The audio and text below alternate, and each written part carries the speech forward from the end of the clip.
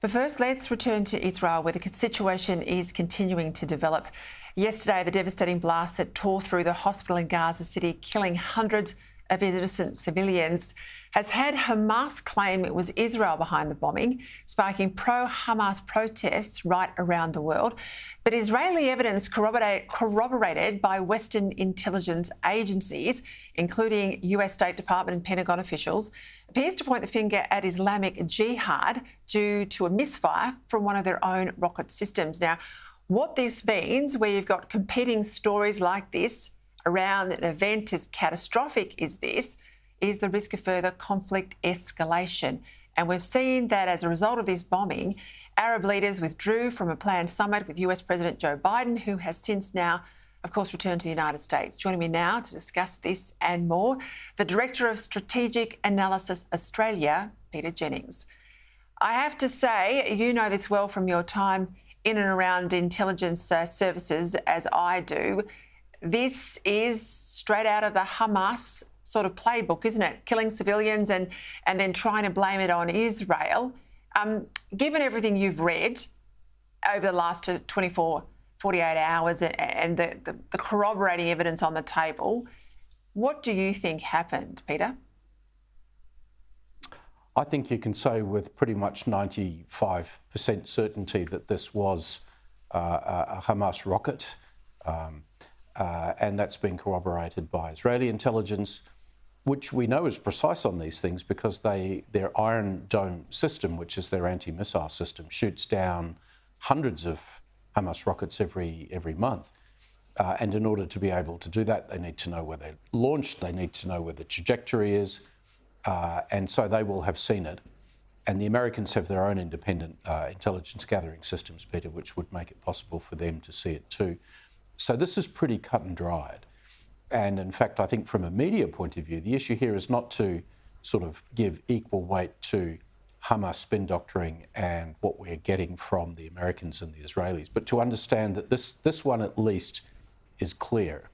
And I think another proof of that, if you like, is the relative restraints with which Arab governments have dealt with it. Yes, they're making outrage statements, but notice that the Arab street has not yet risen, Peter, except in small numbers. And I think in some ways Arab states will distance themselves from Hamas now that they've turned themselves into the 2023 version of the Islamic State.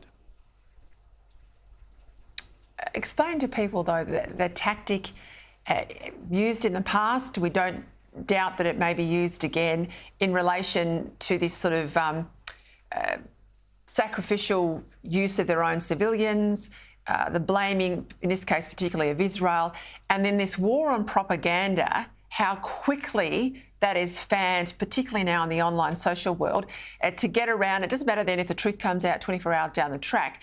It's established as a truth that this rocket was from Israel. So Hamas's, key performance indicator is developing international outrage. And really their strategy, I think, is to try to see spontaneous uprisings, so-called in the Arab street, of protests at bad Israeli behaviour. And then the other thing I'd say, Peter, is, yes, there are 150 Israeli hostages in Gaza, about that number, but there are actually over 2 million Palestinian hostages in Gaza, and they are hostage to Hamas, which rules with an iron rod and has not the least compunction in seeing Palestinians killed in order to support this idea of building rage against Israel. Hamas, I think, wants to broaden the war, to bring in Hezbollah in Israel's north from Lebanon, maybe Syria, perhaps other countries. They want to try and turn this into a general Arab war against Israel. I think they'll fail in that. But almost everything that happens, even an accidental Hamas rocket landing on Palestinians by mistake, can be spun. And Hamas knows how to do it. They're very quick on social media, and they know they get a pretty easy run with a lot of international media as well. And so in that way, they will try and control the media space. Whereas Israel, which frankly is a more decent democratic country, is, went through a formal investigation of the incident to determine that it wasn't one of their weapons. And all those things take time when you're actually interested in telling the truth, not just spinning things to your own advantage. Are you surprised by the comments today, though, from Labor MPs? I mean, we've got people on the front bench. We had some protests out the front. I said we're not even 2 weeks on from the tragedy in southern Israel, but there feels like a real shift in the government's rhetoric. Yes, I think there's a couple of things which really come to mind. One is simply that the government is losing control. If every Labor frontbench member feels that it's their prerogative to now run a commentary on what's going on in the Middle East, this is going to be very problematic from the point of view of coherent Australian foreign policy. And I think what we're seeing coming out in part from last weekend is that the government has now lost a sense of central authority to keep its members in line. That's a problem.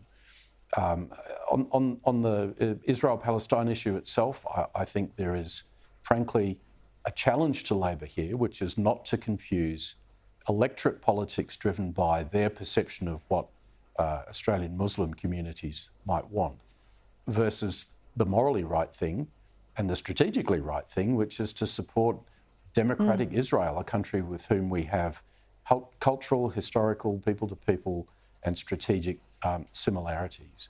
I think this is going to create an enormous management challenge for the government in the weeks to come. Given all the focus on the Middle East, given we've been preoccupied with Ukraine, how's China in all of this? I mean, if you want to be brutal, given their world domination aspirations, given they want Taiwan back in the China fold, this is a pretty opportunistic time for them, given the state of the president's grip on reality as well. I think there is... so here we have a second test case for China to examine military conflict and to see, draw lessons from it for their own purposes. More broadly, I think China has a problem, which is that it's become a friend of Iran.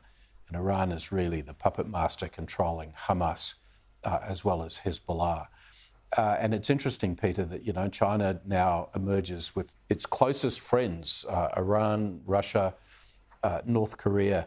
These are difficult partners to control. That's a headache for Xi Jinping. On the Taiwan point, I think the real risk here is that maybe the Chinese will consider, here's an opportunity. America is spread thin. 2 carrier battle groups deployed to the Eastern Mediterranean.